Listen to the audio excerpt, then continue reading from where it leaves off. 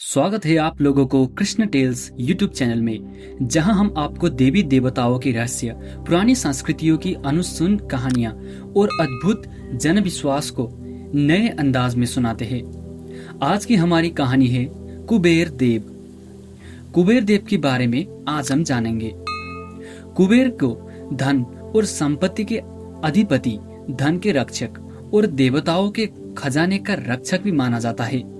वह केवल धनी देवता नहीं, बल्कि न्याय के रक्षक और दानशीलता के प्रतीक भी है। पुराणों के अनुसार कुबेर भगवान शिव के भक्त थे और कठोर तपस्या करके देवताओं को प्रसन्न करने के बाद वे धन के अधिपति बने। उन्हें 4 लोकपालों में से एक माना जाता है, जो उत्तर दिशा की रक्षा करते हैं। कुबेर को अलकापुरी का राजा कहा जाता है, जो हिमालय के उत्तर में स्थित एक दिव्य नगरी है। वहां अनगिनत धन, बहुमूल्य रत्न और स्वर्गीय खजाने होने का भी बात कहा जाता है। कुबेर हमें यह सिखाते हैं कि धन केवल जमा करने की चीज नहीं, बल्कि उसे धर्म और लोक हित के लिए बांट देना चाहिए। हिंदू धर्म ग्रंथों में कुबेर की उत्पत्ति भी बहुत रोचक है। एक कथा के अनुसार कुबेर ऋषि विश्ववसु के पुत्र थे और पहले साधारण मानव थे। उन्होंने कठोर तपस्या की और ब्रह्मा जी को प्रसन्न किया। ब्रह्मा जी ने उन्हें अमरत्व का वरदान देकर धन का अधिपति बना दिया। दूसरी कथा के अनुसार कुबेर राक्षस वंश से थे, लेकिन भगवान शिव की कृपा पाकर देवगण में शामिल हुए। इससे यह शिक्षा मिलती है कि तपस्या, मेहनत और भक्ति से कोई भी ऊंचाई पाई जा सकती है।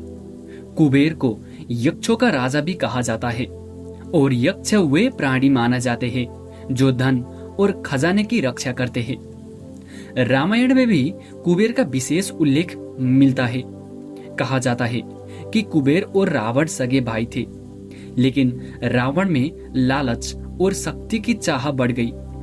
उसने तपस्या करके भगवान शिव को प्रसन्न किया और उपार शक्ति प्राप्त की। इसके बाद उसने अपने ही भाई कुबेर को हराकर उनका पुष्पक विमान छीन लिया। यही पुष्पक विमान बाद में श्री राम ने सीता जी को लंका से मुक्त करने के बाद अयोध्या लौटने के लिए इस्तेमाल किया। यह कथा में हमें सीख मिलती है कि चाहे कोई कितना भी धनवान और शक्तिशाली क्यों ना हो, अगर उसमें अहंकार आ गया तो उसकी शक्ति टिक नहीं सकती।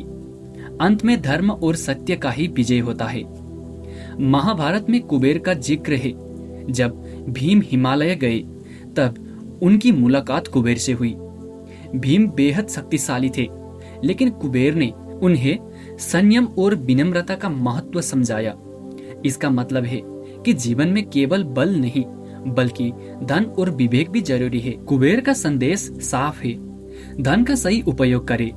गलत हाथ में गया धन विनाश लाता है, लेकिन सही हाथ में गया धन लोक कल्याण में काम आता है। नेपाल और भारत में कुबेर से जुड़ी कई विश्वास है। खासकर लक्ष्मी पूजा के समय कुबेर की भी पूजा की जाती है।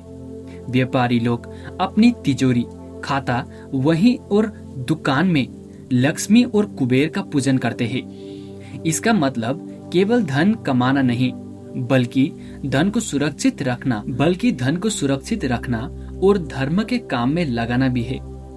लोगों का विश्वास है कि अगर कुबेर देव प्रसन्न हो जाए तो घर में सुख शांति आती है और व्यापार में लाभ मिलता है। कुबेर को अक्सर मोटे शरीर वाले, सोने के गहने से सजे, हाथ में धन का पत्र और गधा पकड़े हुए चित्रित किया जाता है। उनके चेहरे पर हंसी होती है।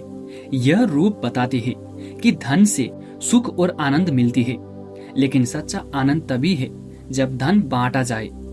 पुराणों में लिखा है कि कुबेर न्याय के आधार पर धन बांटते हैं, इसीलिए उन्हें केवल धन का देवता नहीं, बल्कि न्याय का रक्षक भी कहा जाता है।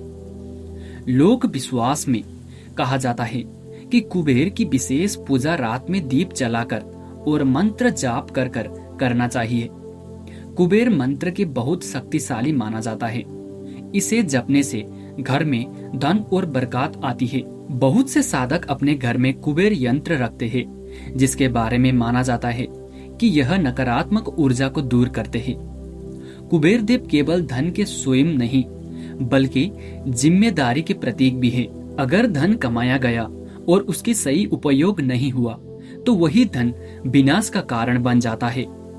कुबेर का संदेश है, धन बांटो, सहयोग करो, समाज का भला करो, यही असली संपत्ति है। एक जनश्रुति यह भी कहती है कि आज भी कुबेर अलकापुरी में राज कर रहे हैं। अलकापुरी हिमालय पार एक रहस्यमय स्थान बताया जाता है जहां असीम धन और दिव्य खजाने में मौजूद है। लेकिन वह खजाना केवल वही पा सकता है जिसने लोभ छोड़ दिया हो और धर्म में स्थिर है। इसलिए कुबेर का खजाना केवल पैसों का विषय नहीं बल्कि आंतरिक शांति और आध्यात्मिक धन का प्रतीक भी है। दोस्तों, अगर आपको वीडियो अच्छा लगा तो एक लाइक जरूर कर दीजिए। ऐसे ही रोचक वीडियो देखने के लिए हमारे चैनल कृष्ण चैतन्य को सब्सक्राइब जरूर कर दीजिए।